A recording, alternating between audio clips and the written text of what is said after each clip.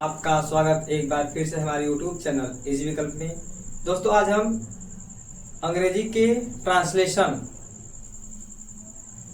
के बारे में पढ़ेंगे कि इसमें कि टेंस क्या होता है।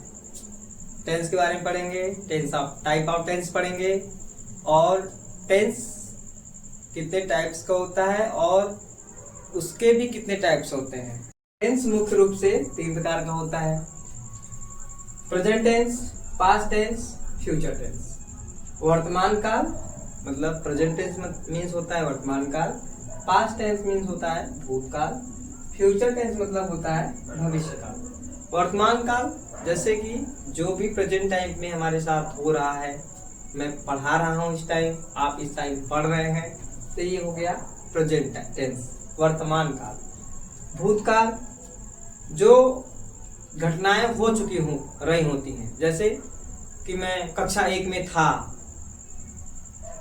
मतलब आप कभी 2 में थे, तो ये सब पास्ट टेंस होता है। फ्यूचर टेंस का मतलब होता है भविष्य काल, जैसे कि मैं कल फिर पढ़ाऊंगा, आप कल फिर पढ़ेंगे, वह फिर आएगा। ठीक, तो ये हो गया फ्यूचर टेंस। अब देखिए, इसके भी अपने 4 टाइप्स होते हैं। प्रेजेंट टेंस के भी 4 टाइप्स होंगे, पास्ट टेंस के भी 4 टाइप्स होंगे और फ्यूचर टेंस के भी 4 टाइप्स होंगे। जैसे प्रेजेंट टेंस का होता है पहला टाइप प्रेजेंट इंडेफिनिट टेंस, दूसरा होता है प्रेजेंट कॉन्टिन्यूअस टेंस, तीसरा होता है प्रेजेंट परफेक्ट टेंस और चौथा होता है प्रेजेंट परफेक्ट कॉन्टिन्यूअस टेंस। ऐसे ही हम पास्ट टेंस में भी 4 टाइप सीखते हैं: past indefinite tense, past continuous tense और पास्ट परफेक्ट टेंस और पास्ट परफेक्ट कॉन्टिन्यूअस टेंस। ऐसे ही फ्यूचर में भी यही हो गए: future indefinite, future continuous, future perfect और फ्यूचर परफेक्ट कॉन्टिन्यूअस टेंस। तो आज हम इसमें पहला टेंस पढ़ेंगे, जहां से ट्रांसलेशन सीखना स्टार्ट करेंगे, प्रेजेंट इंडेफिनिट टेंस से। तो हम सीधे प्रेजेंट इंडेफिनिट टेंस के बारे में पढ़ते हैं।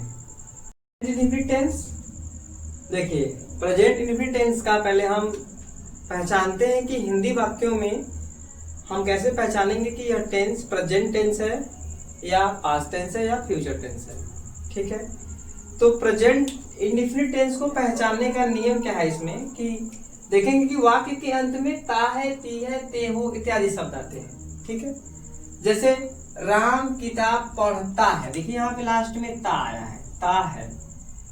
यहाँ पे तुम खाना खाते हो, देखिए यहाँ पे ते हो। इसका यही पहचान है, लास्ट में ता है, ती है, ते है। देखिए वह स्कूल जाती है, लास्ट में क्या आया, ती है। यानी प्रेजेंट इंडेफिनिट टेंस को पहले हम कोई भी सेंटेंस या फिर टेंस बनाते हैं, इसका ट्रांसलेशन अनुवाद करते हैं इंग्लिश में, तो पहले हम हिंदी वाले सेंटेंस में देखते हैं कि उसके लास्ट में क्या लिखा है।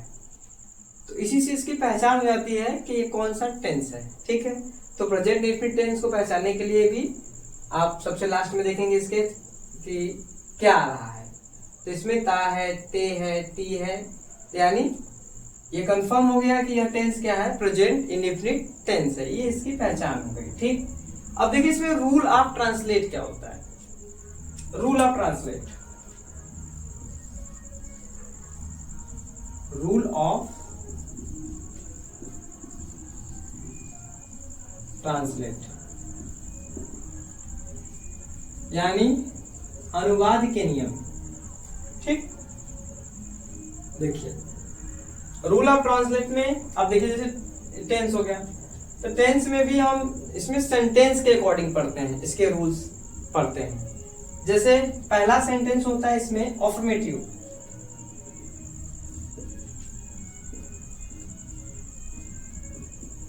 अफर्मेटिव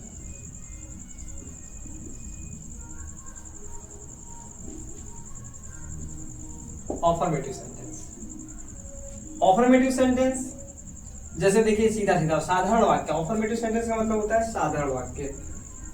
राम किताब पढ़ता है, ये एकदम साधारण वाक्य है, तो इसको हम बोलेंगे अफर्मेटिव सेंटेंस। तुम खाना खाते हो, ये भी क्या है, साधारण वाक्य है। वह स्कूल जाती है, ये भी क्या है, साधारण वाक्य यानी अफर्मेटिव सेंटेंस है। ठीक, तो हम इसके थ्रू हम पहले पढ़ेंगे अफर्मेटिव सेंटेंस का रूल। लिखा है राम स्कूल जाता है। ठीक, सबसे पहले हम टेंस को पहचान लिए कि लास्ट में था है यानी प्रेजेंट टेंस है। इसके बाद हम पहचानेंगे कि इसमें सब्जेक्ट क्या है। सब्जेक्ट सिंगुलर नाउन है या फिर प्लूरल नाउन, यानी एक वचन करता है या फिर बहुवचन करता है, यानी एक है या एक से अधिक है। राम यहाँ पर एक नाम दिया गया है, तो यानी ये सिंगुलर नाउन है, एक वचन करता है। तो पहले लिख देंगे राम। इसके बाद सब्जेक्ट के बाद हम आते हैं वर्ब की ओर। इसमें मेन वर्ब क्या है, मेन वर्ब है जाना। ठीक है, तो इसके जाना का इंग्लिश क्या होता है, राम गो होता है। अब देखिए इसमें क्या है, अगर सिंगुलर नाउन के साथ यानी एक वचन कर्ता के साथ कोई वर्ब है और उस वर्ब के वर्ड मीनिंग के लास्ट में वॉवेल्स आ रहे हों, वॉवेल्स मतलब A, E, I, O, U, और vowels plus S H, C H, X और एक दो तीन वर्ड आते हैं। ठीक है, अगर वर्ब के मीनिंग के लास्ट का लेटर इसमें से कोई भी है तो ईएस का यूज होता है। ठीक है, तो यहाँ पे ईएस लगा देंगे। राम गोज, अब कहां जा रहा है, स्कूल जा रहा है, goes to school. Ram goes to school. ठीक, ऐसे देखिए कपिल, कपिल खाना खाता है, तो कपिल इट्स। देखिए अगर वर्ब के लास्ट में वावेल्स या इसमें से कोई भी वर्ड नहीं आ रहा है तो हम केवल एस लगाते हैं। देखिए टी है, टी ना वावेल्स है, ना सी एच है, ना एस एच है, ना एक्स है, तो इसमें लगा देंगे एस केवल। राम इट्स क्या खाता है, खाना खाता है, यानी food. Sorry, Kapil its food. ठीक है, यहां तक समझ में आया आपको। अब देखिए ये तो रहा सिंगुलर नाउन, कपिल एक नाम, राम भी एक नाम है, कपिल भी एक नाम है। ठीक है, अगर बहुवचन करता हो जाए तो जैसे तुम स्कूल जाते हो, ऐसे हो गया।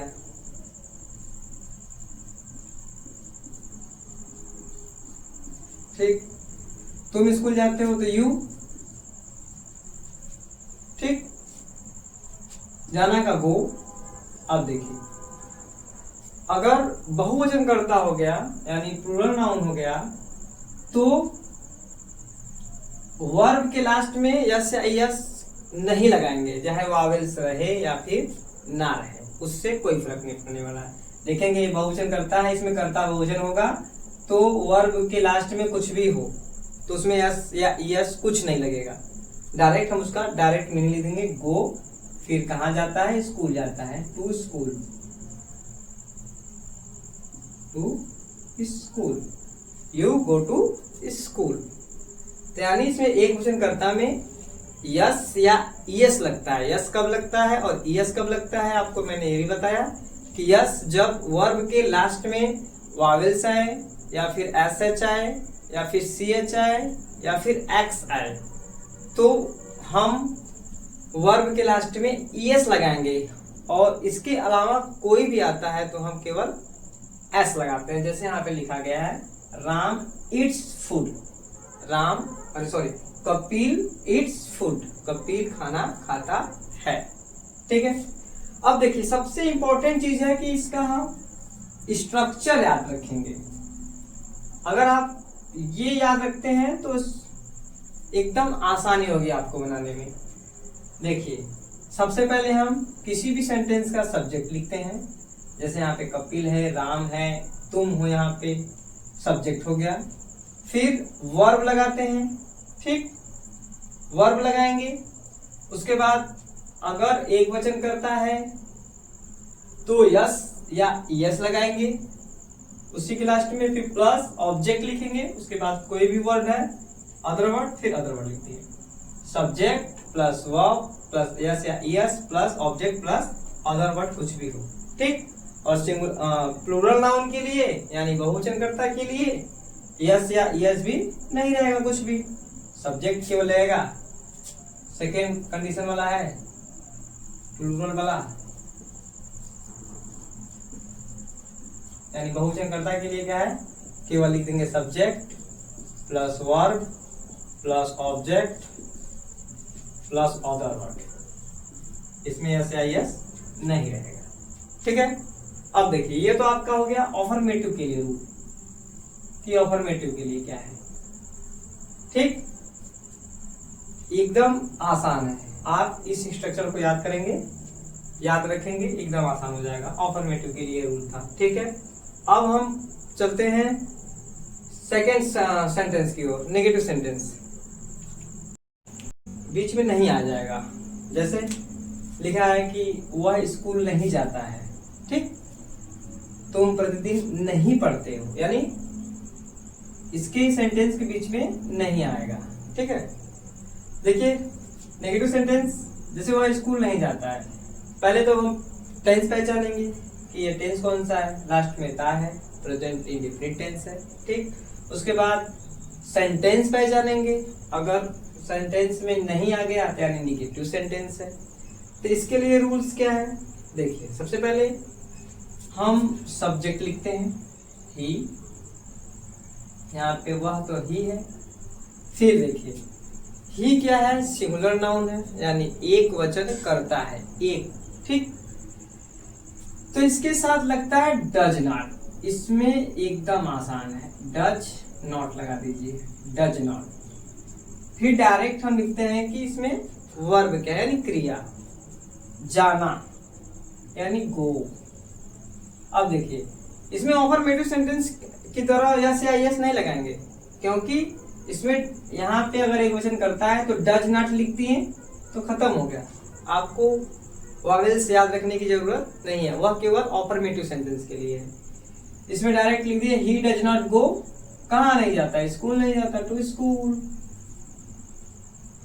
स्कूल नहीं जाता, ठीक, डज नॉट, ठीक। अब देखिए बहुवचनकर्ता के लिए, जैसे तुम हो गया, जैसे बहुवचनकर्ता क्या होता है कि जिसमें एक से अधिक लोग कोई काम करते हैं, जैसे तुम हो गया, तुम लोग।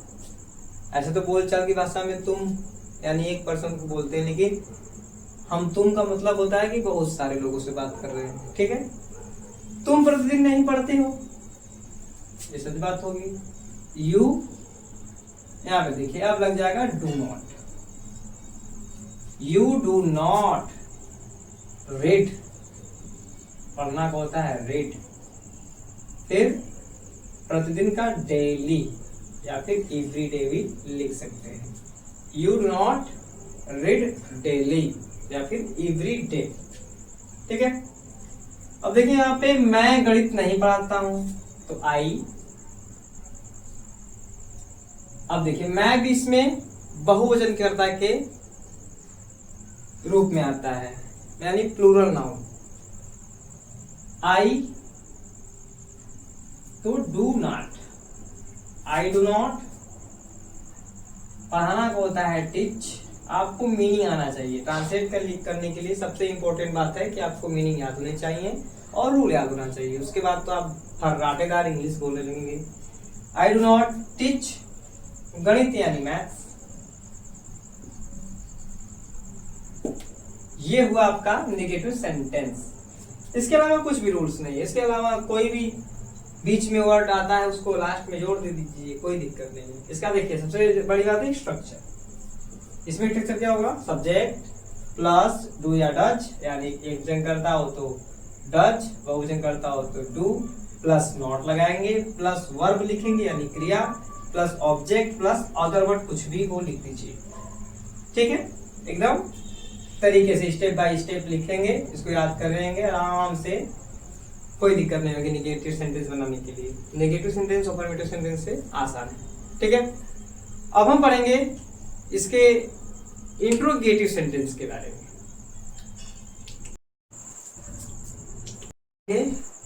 प्रेजेंट इंडेफिनिट टेंस के इंट्रोगेटिव सेंटेंस के बारे में। ठीक है, हम लोग अफर्मेटिव सेंटेंस पढ़ लिए, नेगेटिव सेंटेंस पढ़ लिए, अब लास्ट आता है इंट्रोगेटिव सेंटेंस यानी प्रश्नवाचक वाक्य। ऐसे सेंटेंस में जैसे कोई आपसे प्रश्न पूछता है कि तुम क्या पढ़ते हो, तुम क्यों पढ़ते हो, या मैं क्यों पढ़ाता हूँ, या मैं क्या पढ़ाता हूँ।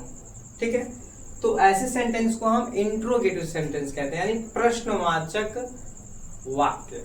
ठीक है, तो इसमें फर्स्ट टाइप देखिए, प्रश्नवाचक वाक्य दो प्रकार का होता है यानी इंट्रोगेटिव सेंटेंस दो टाइप्स के होते हैं।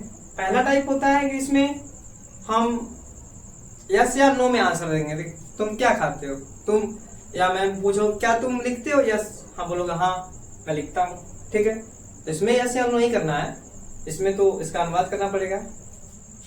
तो यानी कि पहला सेंटेंस होता है जब सबसे पहले क्या आ जाए। ठीक है, क्या राम किताब लिखता है, क्या तुम उसे बुलाते हो, क्या तुम अंग्रेजी पढ़ते हो। ठीक है, तो ये हो गया आपका इंट्रोगेटिव सेंटेंस। और सेकंड टाइप होता है कि बीच में क्या क्यों कैसे, यानी इंट्रोगेटिव वर्ड्स जो होते हैं क्या क्यों कैसे कब कहाँ किसने किससे, तो ये जब वह सब्जेक्ट के बाद आए, कर्ता के बाद आए, जैसे आकाश क्या पढ़ता है, तुम किताब क्यों पढ़ते हो, तुम YouTube पर वीडियो क्यों देखते हो।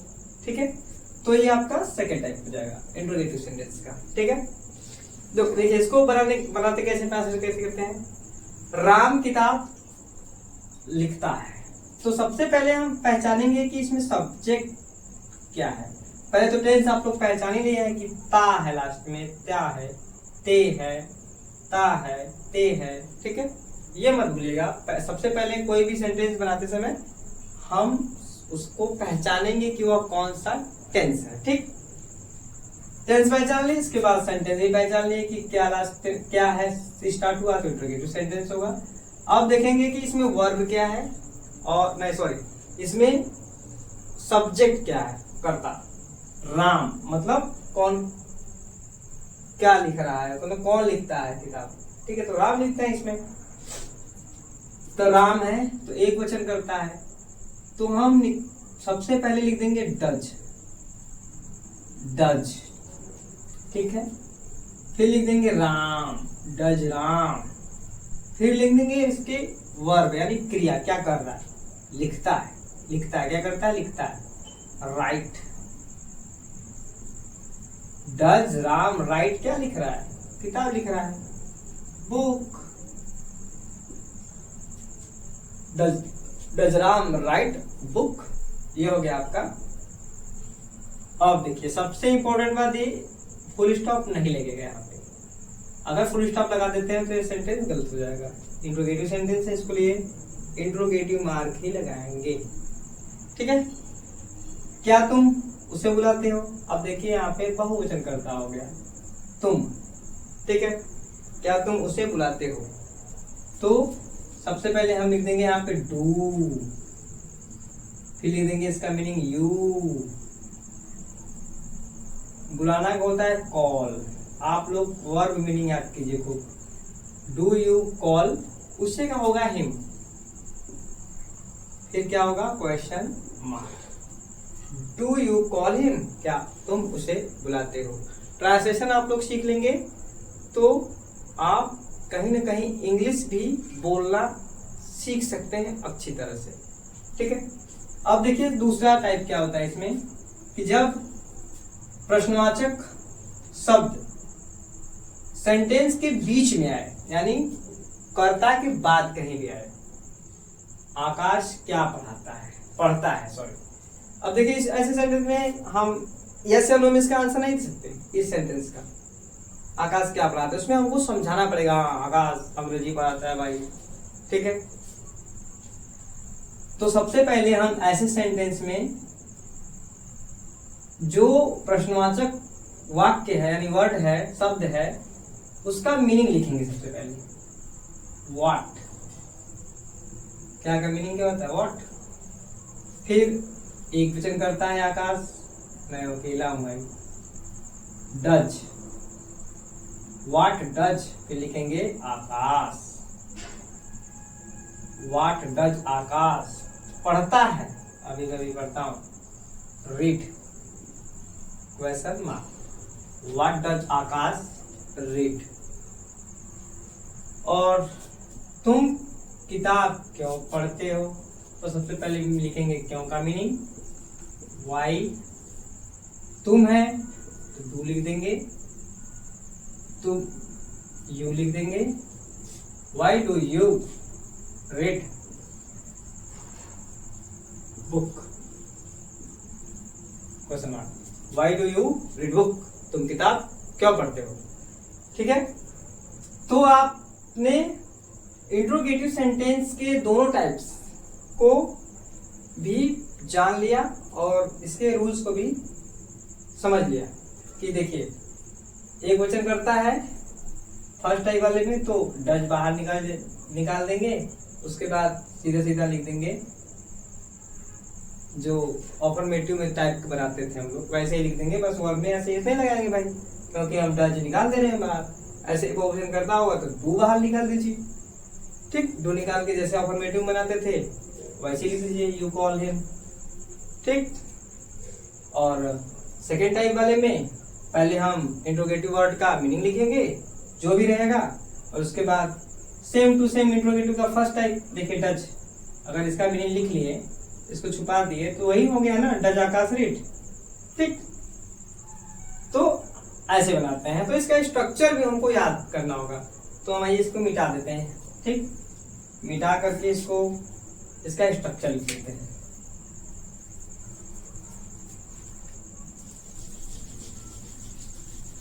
इसका स्ट्रक्चर लिखना बहुत ही इंपॉर्टेंट है,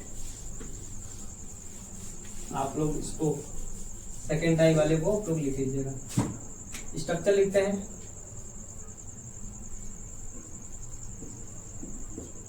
फर्स्ट टाइप वाला स्ट्रक्चर क्या था, पहले डज या do plus subject plus verb plus object plus other, कुछ भी अदर वर्ड इसके बाद, फिर क्वेश्चन मार्क सबसे जरूरी है, फुल स्टॉप इसमें नहीं लगेगा।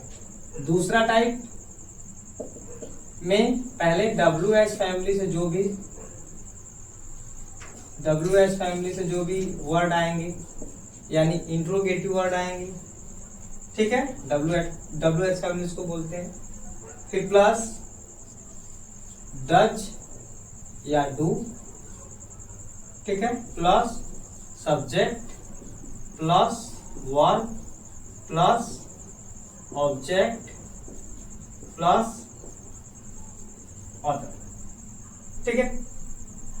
तो ये दोनों आपका स्ट्रक्चर हो गया। स्ट्रक्चर बहुत ही जरूरी होता है, अगर आपने स्ट्रक्चर याद कर लिया तो आप बहुत बड़ी आसानी से इसको कर सकते हैं। तो आज हमने पूरा प्रेजेंट इंडेफिनिट टेंस के तीनों sentence, affirmative sentence, negative sentence और इंट्रोगेटिव सेंटेंस का रूल्स और ट्रांसलेट का नियम, सॉरी हाँ वही बात है, ट्रांसलेट का नियम अच्छे से पढ़ें, और मुझे आशा है कि आपको कुछ ना कुछ समझ तो आया ही होगा। तो अगली वीडियो में हम प्रेजेंट टेंस के दूसरे टेंस यानी प्रेजेंट कॉन्टिन्यूअस टेंस के बारे में पढ़ेंगे।